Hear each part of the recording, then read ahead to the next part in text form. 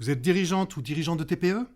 Vous êtes intéressé par les enjeux et les défis des très petites entreprises? Vous souhaitez qu'on parle plus et mieux de ce que vous vivez au quotidien? Sortez de l'anonymat.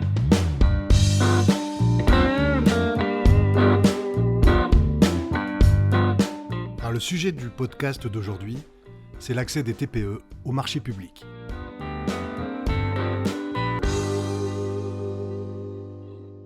Vous écoutez les podcasts Ma vie de patron, la chaîne des dirigeants de petites entreprises. En effet, il semble qu'il soit plus compliqué pour des TPE que pour des entreprises de plus grande taille d'avoir accès au marché public.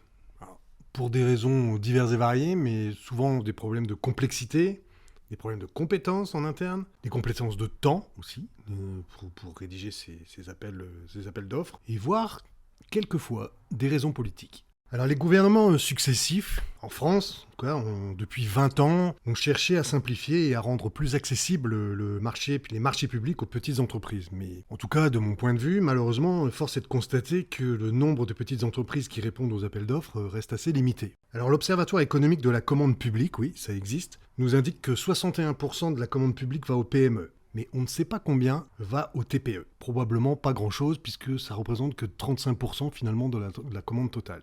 Alors pourquoi ? Je l'ai évoqué tout à l'heure, un des problèmes, c'est la complexité, l'accès trop complexe au marché public. Il y a évidemment eu une simplification des documents nécessaires et une simplification du formalisme pour les marchés publics. Et puis le développement aussi de certaines plateformes qui permettent d'accéder au marché public et d'y répondre. Néanmoins, pour certains petits entrepreneurs, cette complexité, ça reste complexe d'un point de vue technologique déjà. Et puis ça reste complexe parce que il y a quand même un certain nombre de démarches à effectuer pour pouvoir répondre à ces marchés publics.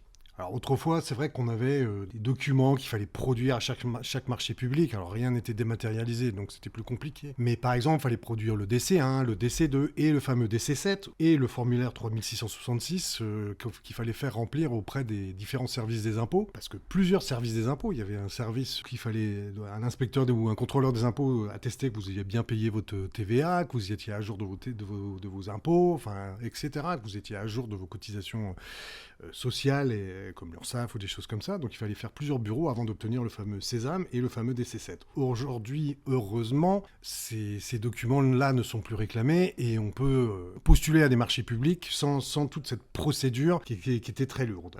Néanmoins, ça reste quand même, malgré ça, assez inaccessible pour des petites entreprises comme les artisans par exemple qui pourraient postuler directement à des marchés publics mais qui ne le font pas. L'autre caractère de complexité que j'ai soulevé brièvement, c'est le caractère technologique. C'est-à-dire qu'effectivement la simplification par la numérisation a certainement simplifié pas mal de procédures, mais néanmoins ça exclut aussi un certain nombre de petits entrepreneurs qui ne maîtrisent pas l'outil informatique, on va dire ça comme ça, et donc qui ne peuvent pas ou qui ne savent pas comment utiliser par exemple la signature numérique qui est requise pour signer les différents documents qui sont déposés lors des appels d'offres. Donc là, évidemment, il y a sûrement une part de formation et d'information à effectuer auprès de ces personnes-là, mais ça reste relativement complexe et beaucoup d'artisans que je connaisse, par exemple, ou d'entreprises ou de petites entreprises s'abstiennent de répondre à des marchés publics en raison de cette complexité.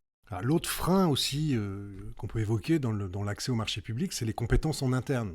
Évidemment, c'est un peu lié à la complexité que j'ai évoquée précédemment, mais ça nécessite un certain nombre de compétences quand même pour pouvoir, en interne, répondre à ces appels d'offres à cause d'un certain formalisme. Et malgré que les seuils, par exemple, d'appels d'offres, en tout cas pour certains marchés publics, soient rehaussés ou modifiés par les différents gouvernements, ça reste, il faut quand même développer une certaine compétence pour pouvoir utiliser certaines plateformes, les plateformes où sont publiés les appels d'offres, où on peut télécharger les dossiers, les plateformes où on peut déposer ces dossiers avec des signatures électroniques, comme je l'ai évoqué tout à l'heure. Donc ça nécessite d'être formé pour ça, et il n'y a pas forcément les compétences dans toutes les petites entreprises pour ça. Et donc ça, c'est un vrai frein, parce que tout le monde n'a pas le temps de se former à utiliser ces outils-là. Comme exemple, moi, ce que je vois, c'est par exemple mes collègues architectes ou les cabinets d'architecture ou maîtres d'œuvre qui ont en interne, ou qui, en tout cas, qui ont les compétences en interne pour pouvoir gérer en fait l'avancement des travaux et la facturation au titre des artisans qu'ils gèrent sur les chantiers, par exemple. Et là, pour le coup, les artisans se déchargent un peu sur le maître d'œuvre, pour gérer ça. Et pour les cabinets d'architectes ou les cabinets de maîtrise d'œuvre, il faut qu'il y ait en interne quelqu'une qui soit capable de gérer le dépôt les dépôts des différentes factures, de l'état d'avancement, enfin, et les justificatifs qui vont avec. Donc c'est pas donné à tout le monde, ça nécessite quasiment une formation continue, hein, et avec tous les problèmes que ça engendre, parce que notamment dans le bâtiment, et pour ce que j'en sais, c'est quand même relativement complexe, toute cette machinerie-là. Et comme les services publics, les institutions publiques ne payent qu'au certificat d'avancement, au certificat de fait, voilà, il faut prouver que le travail a été fait. Et c'est pas toujours évident, ça paraît simple comme ça, mais bon, il y a toute une procédure, il faut faire signer des PV, de réunions, de choses comme ça, voilà, pour obtenir les paiements. Et même dans les services comme pour nous, par exemple, quand on travaille pour des grandes institutions comme le CNRS ou des organismes de ce type-là, c'est pareil, souvent on est payé à la fin, quand le travail a été réalisé. On a toutes les peines du monde, par exemple, à obtenir des paiements étalés, ou alors il faut le prévoir au début, mais en général, il ne prévoit pas. Même du côté des institutions publiques ou des laboratoires ou des collectivités, par exemple, qui lancent ces appels d'offres, ils ne font pas l'effort de simplifier la tâche, finalement, pour les entreprises qui postulent. Alors, un dernier élément dans cette complexité et qui nécessite des compétences particulières, c'est souvent la rédaction des cahiers des charges qui est souvent très très complexe. Évidemment, chacun dans son métier, on a normalement les compétences pour pouvoir répondre à un marché public, mais vraiment quelquefois, ces marchés publics sont alors soit rédigés d'une façon peu orthodoxe, on va dire ça comme ça pour être poli, c'est-à-dire qu'il y a soit un formalisme très prononcé dans la rédaction du cahier des charges. Moi, j'ai noté souvent des cahiers des charges qui étaient des copier-coller de cahiers des charges pour d'autres appels d'offres, passés par d'autres collectivités, par exemple. Et des fois, comme les équipes n'ont pas les compétences pour regarder la pertinence du cahier des charges, il y a des copier-coller avec des demandes qui ne correspondent pas à la collectivité. Donc des fois, on se retrouve à poser des questions quand on peut, parce que ça aussi, c'est un sujet, c'est-à-dire que normalement, pour un appel d'offres, il y a un référent technique, un référent administratif, donc vous pouvez téléphoner ou envoyer un mail à ces personnes-là pour avoir des renseignements sur l'appel d'offres, c'est quelque chose que vous n'avez pas compris, ou quelque chose qui est mal formulé, ça existe dans les appels d'offres, parce que les gens qui rédigent ces appels d'offres ne sont pas forcément compétents dans le domaine pour pouvoir rédiger les appels d'offres. Les élus le sont encore moins des fois, mais ça c'est un autre sujet, on le verra tout à l'heure. Et donc, quelquefois, on est obligé de poser des questions. Et moi, il m'est arrivé pour certaines institutions publiques de répondre à des appels d'offres, par exemple, au mois de juillet, et l'appel d'offres est lancé fin juillet, et donc, quand vous avez une question, tout le monde est parti en vacances, et donc vous ne pouvez pas avoir les réponses. Et donc, c'est fait volontairement exprès. Il y a pas comme ça, la collectivité ou l'institution publique ne peut pas répondre aux questions qu'on se pose sur l'appel d'offres. Ou alors, c'est parce que l'appel d'offres, il a été rédigé de telle sorte qu'il s'adresse spécifiquement à un prestataire qu'on aurait voulu.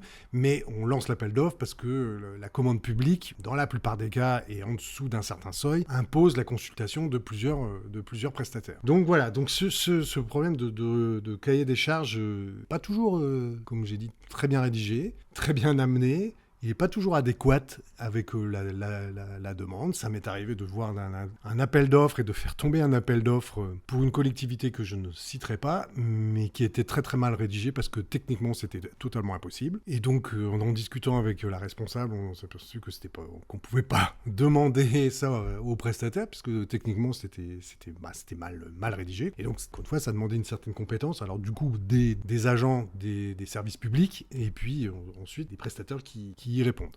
Une autre conséquence de cette complexité de ces compétences, c'est le besoin de temps pour répondre aux appels d'offres. Alors, bien qu'il y ait des délais pour pouvoir répondre, qui sont imposés par la loi, quelquefois ça peut être court, il peut y avoir 3 semaines, 1 mois, ça peut être relativement court, ça dépend pour quel appel d'offres, parce que ça dépend de la complexité de l'appel d'offres. Si c'est des choses auxquelles on a l'habitude de répondre, ça peut aller vite, on peut effectivement reprendre des évaluations qu'on a déjà faites, mais souvent c'est assez spécifique. On a parlé du cahier des charges, il y a quand même des demandes qui sont particulières, quel que soit le domaine, et donc pour pouvoir y répondre, voir comment on peut y répondre, est-ce qu'on peut y répondre et avec quelle technologie. Alors, encore une fois, ça dépend des domaines. Hein. Si c'est de la fourniture de nourriture pour des cantines, par exemple, ça peut, entre guillemets, être relativement simple. Et le cahier des charges peut être quand même relativement précis. Ça peut être de la nourriture bio, par exemple. Donc, ça s'adresse pas à tout le monde. Mais donc voilà. Donc, il faut avoir le temps de répondre parce qu'il faut répondre, comme j'ai dit, avec un certain formalisme. Il faut quand même rédiger quelque chose qui tienne la route. On donne des références. On essaie de chiffrer au mieux en fonction des demandes. Et puis, ça prend du temps parce que, surtout sur des domaines techniques, technologiques, il faut prendre un temps d'évaluation. Je sais que nous dans notre domaine, soit la communication, soit l'informatique, il y a un temps d'évaluation qui est pas négligeable parce qu'il faut analyser le cahier des charges, les solutions qu'on va pouvoir apporter à ce cahier des charges et comment on va en mettre en œuvre ces technologies-là. Et donc, ça prend du temps de décrire ça, de dire comment on va faire parce que les acheteurs vont quand même regarder, normalement, ils regardent et ils lisent ce qui va être fait. Et en plus, il y a une donnée par rapport à ce temps qu'on va consacrer, c'est que le retour sur investissement des marchés publics est totalement aléatoire. C'est-à-dire que autant quand vous répondez, alors soit vous avez une demande d'une autre entreprise ou d'un particulier, ça dépend si on fait du B2B ou du B2C, vous pouvez évaluer à peu près le taux de signature, de retour sur investissement que vous allez avoir sur la demande ou l'évaluation. Dans le cas des marchés publics, c'est totalement impossible. C'est vraiment trop aléatoire. Vous pensez avoir fait une très très bonne réponse à un moment donné, mais pour des critères, des fois, qui vous échappent, et on va en parler après, vous perdez l'appel d'offres, et ça peut être évidemment, ça peut être sur des critères financiers, hein, parce que c'est le critère du moins 10 ans, soi-disant, qui remporte le marché, mais voilà, à moins d'avoir des entreprises très spécialisées dans la réponse aux appels d'offres, et ça existe, hein, il y a des entreprises, même dans notre secteur d'activité, qui ne font que ça, et qui sont très préparées avec des équipes pour pouvoir répondre, mais c'est des équipes beaucoup plus importantes que des très petites entreprises, et encore une fois, les très petites entreprises n'ont pas forcément le temps de faire une réponse très très formelle à un appel d'offres. Alors le dernier point, c'est les raisons politiques. Donc sans vouloir éventuellement cracher dans la soupe, des collectivités ou des institutions publiques qui nous font quelquefois l'aumône de passer ces appels d'offres, parce que la commande publique, comme je l'ai dit, c'est quand même quelque chose de très très important en France. Donc c'est souvent, alors par exemple dans le bâtiment, ça peut être quelque chose d'assez important. Il y a plusieurs points qui font que les très petites entreprises ont beaucoup de mal à avoir accès à ces marchés publics, même quand elles y répondent. Souvent parce que déjà il y a une incompétence involontaire des élus dans les commissions d'attribution de marché, c'est-à-dire que, admettons qu'on est sur un marché de l'informatique, encore une fois, qui est un secteur qui évidemment me parle plus, il faut avoir une certaine compétence dans ce domaine-là, et on a des élus qui ne savent pas de quoi ils parlent, donc ils vont juger des offres alors qu'ils ne savent pas ce que ça recouvre. Donc c'est très embêtant. Et alors, je peux en parler en connaissance de cause, puisque j'ai été élu municipal dans une petite commune et élu communautaire dans une petite communauté de communes ici du Nord Finistère. Sur certains sujets, on est totalement incompétent. Moi, j'ai des domaines où je suis incompétent. Si on me parle d'enfance-jeunesse, même si j'ai appris des choses, même en matière de voirie ou de choses comme ça, si on me demande de juger de la qualité du goudron ou des revêtements qu'on va mettre sur les routes, j'ai peu de compétences. Et pourtant, j'ai été dans des commissions d'appel d'offres. Et donc, à ce moment-là, on a quand même un grand hiatus entre des gens qui vont juger des offres alors qu'eux-mêmes n'y connaissent rien. Souvent, alors, comme j'ai dit tout à l'heure, les cahiers des charges sont souvent quelquefois mal rédigés. Quelquefois, ils sont très bien rédigés parce qu'ils sont rédigés par des prestataires externes en amont de l'appel d'offres. Donc, ceux-là sont bien rédigés. Mais les personnes qui vont juger de la recevabilité des offres et juger les offres sont des fois complètement incompétentes dans ce domaine-là. Donc, les critères invoqués dans les cahiers des charges sont souvent pas respectés.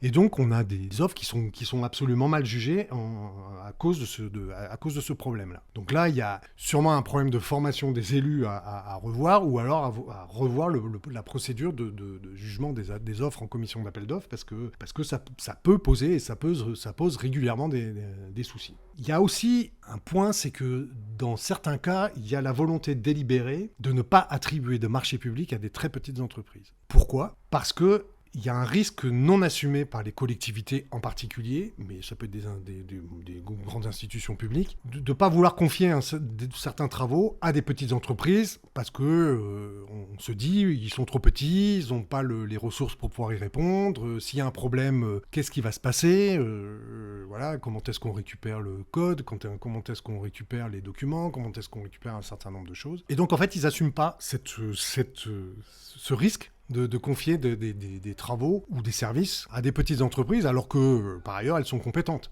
et qui pourraient monter en compétences grâce à ces appels d'offres. Donc ça, c'est un véritable problème, et je l'ai entendu très, très, très souvent. Je l'ai entendu pour moi, dans le cadre de mon exercice d'entrepreneur, mais je l'ai entendu de mes collègues pareil, c'est-à-dire que je ne suis pas le seul à être confronté à ce genre de situation. Et donc ça pose vraiment un problème d'équité. C'est pas parce qu'on est petit qu'on n'est pas capable de remplir une mission. Évidemment, il y a un risque, peut-être un risque un peu plus grand pour des petites entreprises, mais quand on voit quand des grandes entreprises ou des PME déposent le bilan aussi, on a bien vu dans le cas d'appel d'offres aussi que ça pose des problèmes très très sérieux, et sûrement avec des conséquences bien, bien pires que dans le cas d'une très petite entreprise. Donc ça, c'est vraiment un cas d'école en France. Autant, j'ai dit dans un précédent podcast qu'on avait une structure d'entreprise où quand même 90% des entreprises étaient des petites entreprises, des TPE en France, et pour autant, dans le cas des marchés publics, on hésite encore à confier des marchés publics à des petites entreprises. Donc ça pose vraiment un souci.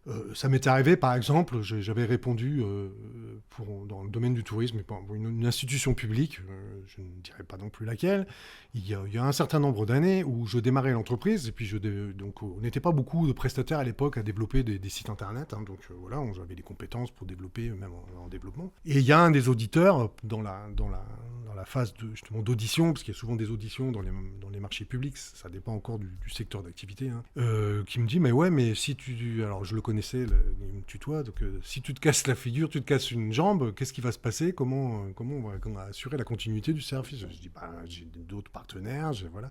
Mais rien à faire, c'était, voilà, le risque de confier ça à une très petite entreprise n'était pas du tout assumé. Et on pourrait en citer des dizaines des cas des cas de figure comme ça, et c'est vraiment très dommageable. Le dernier point que je voudrais évoquer aussi, c'est souvent, et ça je le rencontre, je l'entends encore une fois pour moi ou auprès de mes collègues, c'est la non-volonté aussi de sélectionner des entreprises locales. Alors pourquoi ?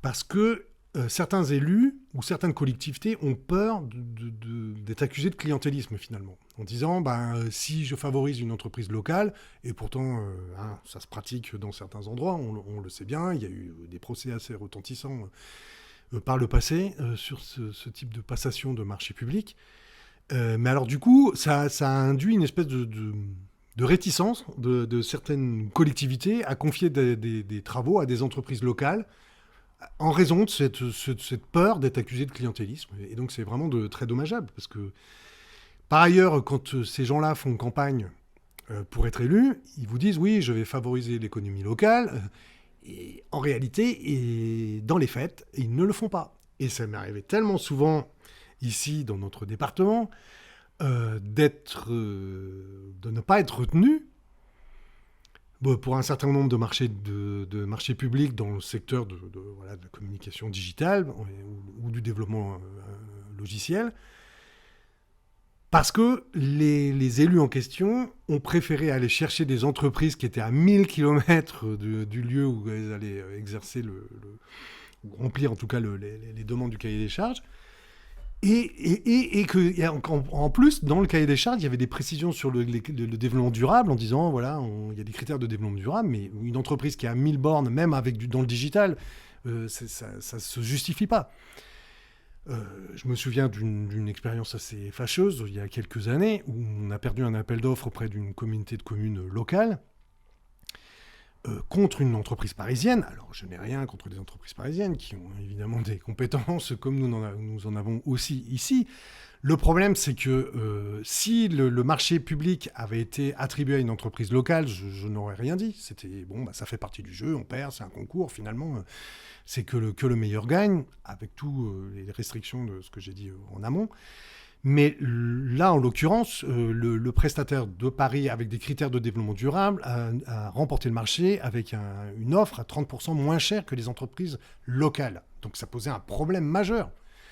Donc on a été plusieurs entreprises, très localement autour de la communauté de communes, à faire un courrier commun au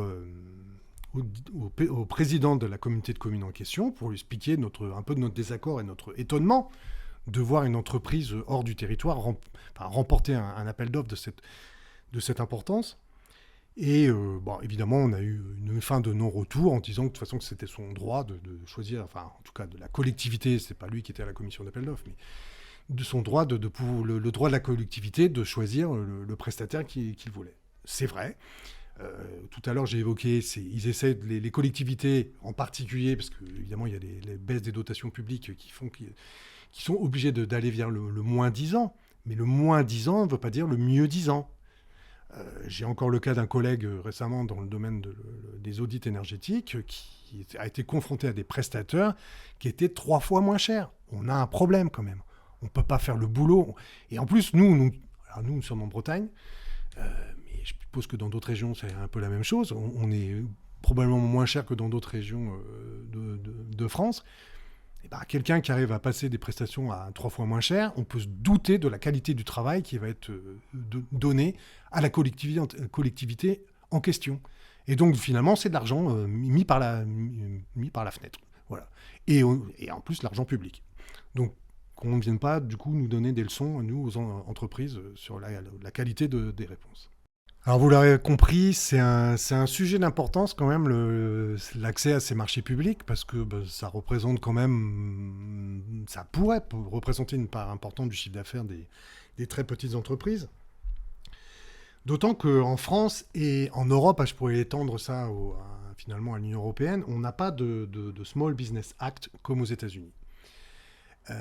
C'est un souci parce qu'aux États-Unis en particulier, alors les États-Unis ne sont pas forcément un modèle surtout, mais le Small Business Act garantit en fait une certaine partie de la commande publique aux petites entreprises. Donc c'est intéressant parce que ces petites entreprises, elles vont répondre évidemment en fonction des moyens qu'elles ont. Il n'est pas question de répondre à des choses auxquelles on ne peut pas répondre en termes de ressources. Mais néanmoins, voilà, ça garantit à des petites entreprises de pouvoir répondre, d'avoir l'opportunité de répondre à des marchés publics. Et par la suite, s'il y a un succès, je ne doute pas que dans la plupart des cas, il y a un succès, ces entreprises vont grandir. Voilà, parce qu'elles auront des références. C'est ça dont on a besoin. Donc il faut que les collectivités ou les institutions publiques fassent confiance aux très petites entreprises.